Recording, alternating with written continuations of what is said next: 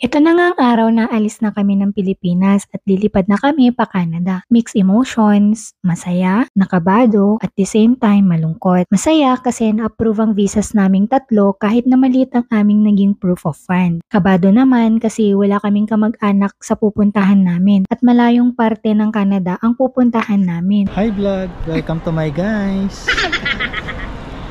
Maliit lang din ang pocket money namin tapos wala pa kaming work na madadatnan at 1 sem lang ang bayad ko sa school for my 2 years program. Malungkot din kami kasi syempre binenta namin ang maliit naming business, ang aming first car tapos may iwan namin ang aming family sa Pilipinas. Before flight nga pala ay nagbayad na ako online ng aming travel tax para hindi na kami pipila sa airport. Maaga din kami nagpunta sa airport dahil takot na ma-stuck sa traffic. Alam nyo naman na sa Maynila, dahil sobrang mahal ng ticket syempre bawal maiwan ng plane.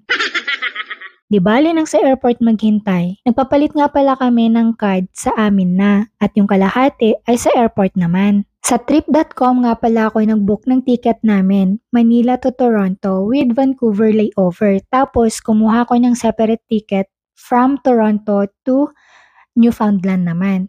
So merong tagdalawa na 23 kilos at isang carry-on baggage ang free at may kasama na ring meal yung mga tickets namin.